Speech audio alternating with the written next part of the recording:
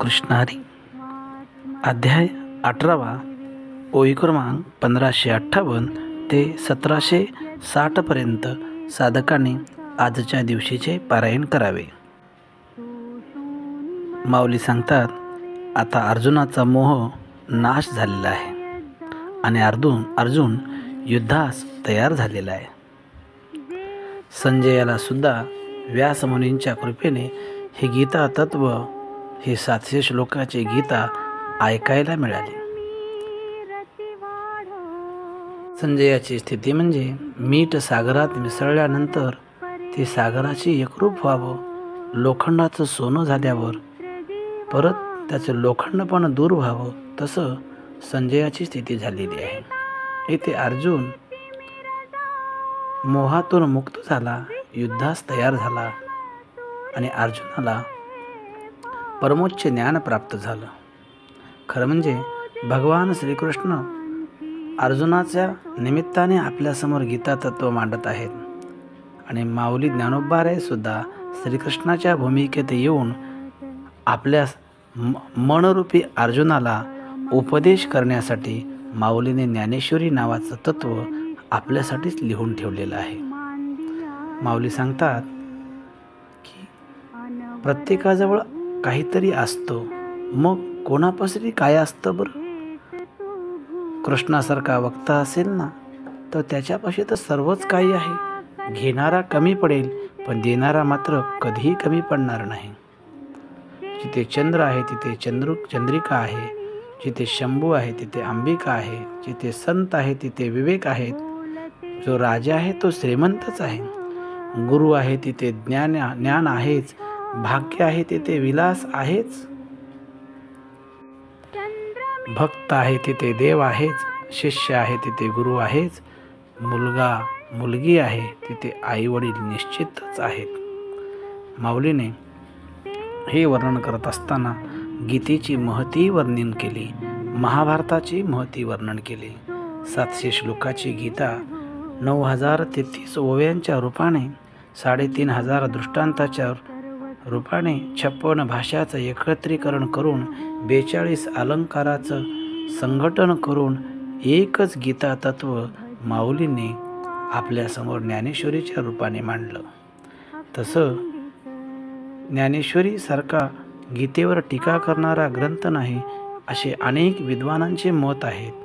गीतेवर यापूर्वी जगद्गुरू शंकराचार्याने सुद्धा गीता भाष्य नावाचा ग्रंथ लिहिला होता. अनेकांनी गीतेवर ग्रंथ लिहिले, पण ज्ञानेश्वरीसारखं सुंदर गीतेवर निरूपण मात्र यापूर्वी कोणीही केलं नाही. गीता अलंकार नाम ज्ञानेश्वरी संतांनी प्रमाण देऊन सांगितलं, जे गीतेत आहे ना ते ज्ञानेश्वरीत निश्चितच आहे, पण जे ज्ञानेश्वरीत आहे ना ते गीतेत काहीतरी क्वचित कमी आहे, हे संतांचे प्रमाण आहेत. ब्रह्मानंद लहरीचं प्रागट्यकरण म्हणजे ज्ञानेश्वरी होय, 56 भाषाचं एकत्रीकरण म्हणजे ज्ञानेश्वरी होय.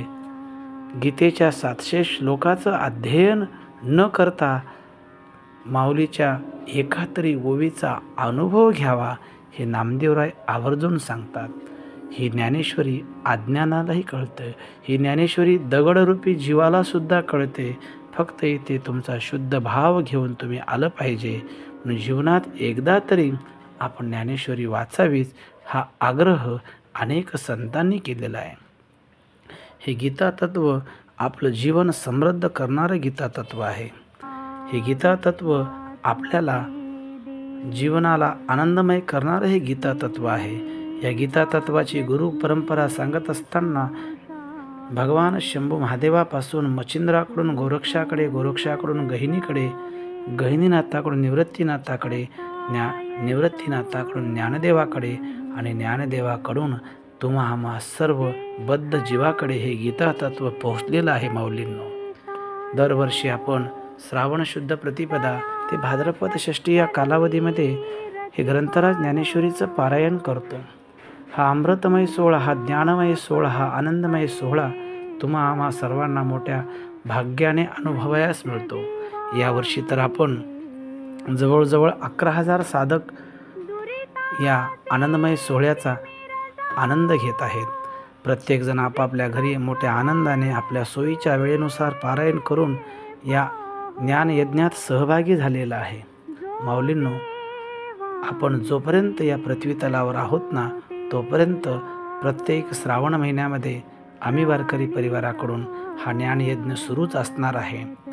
आपण दरवर्षी आपल्याकडे जो पारायण ग्रंथ आहे तो श्रावण शुद्ध प्रतिपदा ते भाद्रपद षष्ठी या कालावधीमध्ये आपल्याला पारायण करावयाचं आहे. प्रत्येक वर्षी पारायणाचं नियोजन, वेळापत्रक तुम्हाला आपले जे पारायणाचे ग्रुप आहेत त्यावर न विसरता पाठवले जातील. त्यानुसार आपण दरवर्षी पारायण करावं.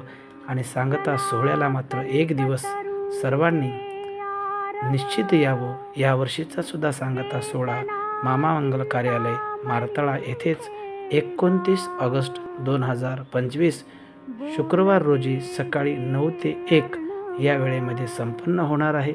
तुम्ही सर्वांनी सुद्धा आपला अमूल्य वेळ काढावा आणि हा भक्तिमय सोहळा याची देही याची डोळा पाहण्यासाठी आवर्जून उपस्थित राहावं. रामकृष्ण हरी.